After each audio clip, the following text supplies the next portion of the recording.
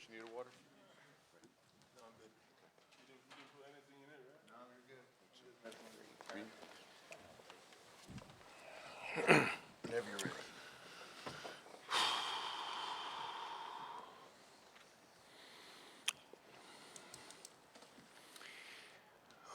Well, hi, Bucky, is that you there? Yeah.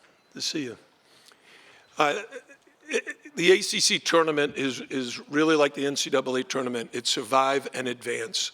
We're very, very fortunate. We played an outstanding Wake Forest team. They made a great run at the end. We were up 17, and all of a sudden it's 7, then it's 5, and then it's 2, and they're shooting a 3 for the win. But that 3 misses, we win the game, we get to advance. So we're happy with where we are.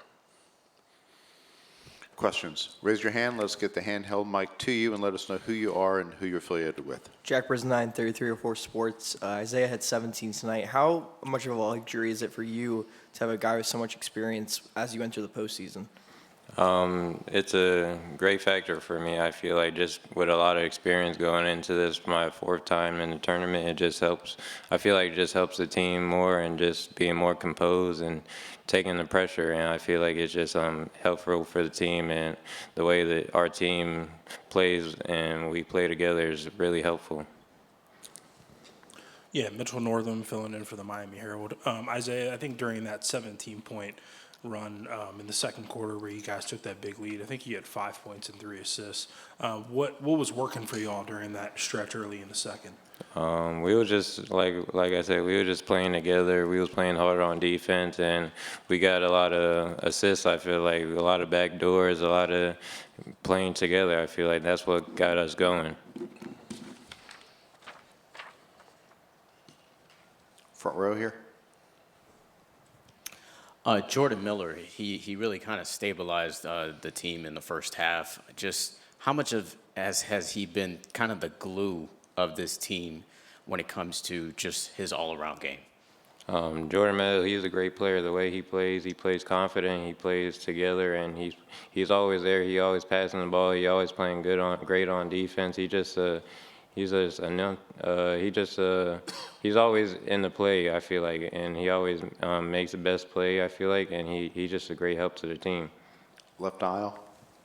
Dan Tortora, wakeupcalldt.com. Coach, the resiliency of this team at the top of the ACC is kind of a bunch of different musical chairs this season. Just what you can say about being at the top of that and what it means to move on here in Miami and keep going into the semifinals.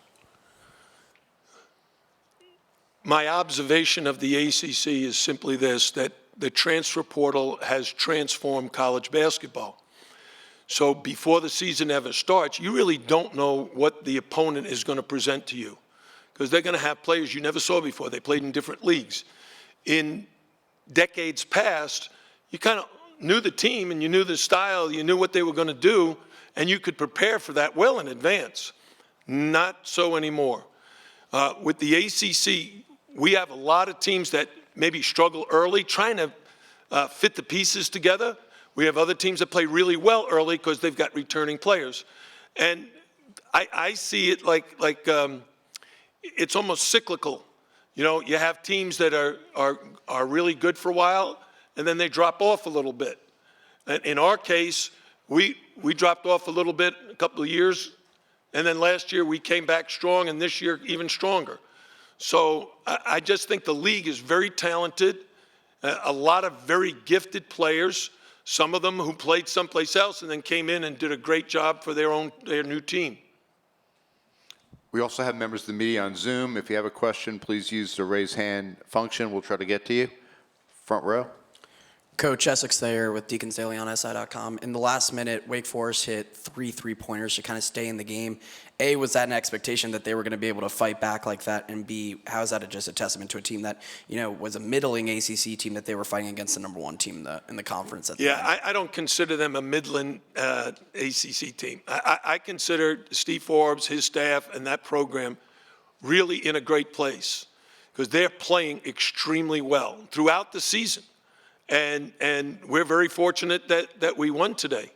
You know, Tyree Appleby is one of the, well, he's the leading scorer in our league and leader in assists, one of the best point guards in the country. And their ability to make those threes is really special. And that's without Monsanto, who's another incredible three-point shooter. So they're much bigger than us. Bobby Klintman is a stud. He's going to have one heck of a college career. And their size bothered us. We took the ball to the basket, and almost every one of our guys got at least one shot blocked.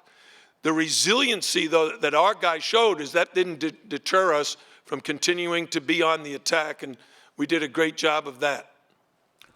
Also questions for Chad as well. He's up here. Yeah, Chad, I had a question for you.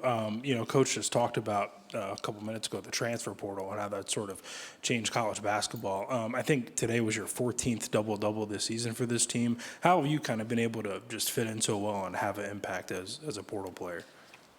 I mean, I would say that I just try to help the team in any aspect I can, and last league I was in, I was a great rebounder. I come here, that's a gift I think God gave me, and I just want to keep doing it. Rebounding, playing defense, scoring, do whatever it takes to win.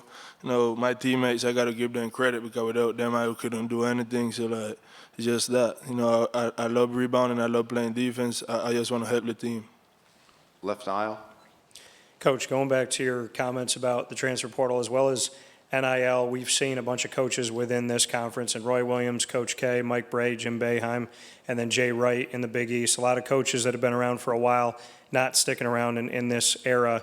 Do you think that NIL and transfer portal is kind of changing and making some coaches that have been here for a while move out? Well, I wouldn't speak on behalf of any other coach. They have their own journey. They make their own decisions.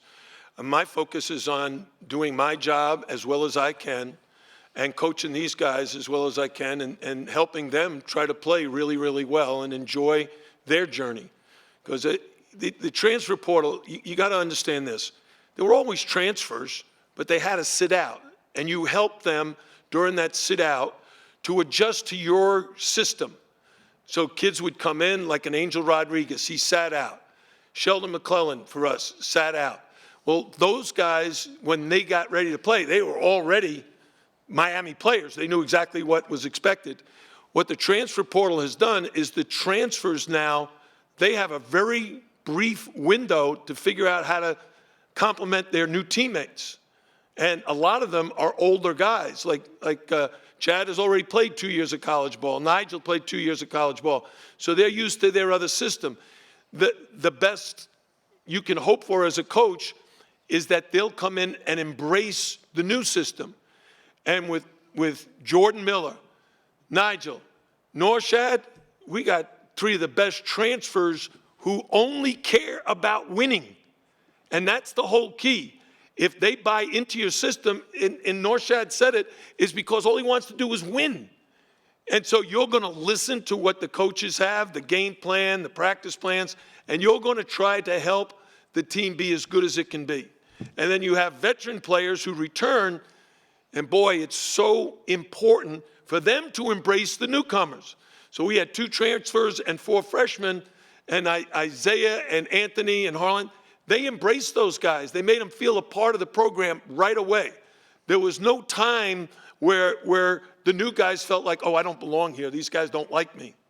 All right? Isaiah and Nigel were playing pickup ball together or going against each other from day one.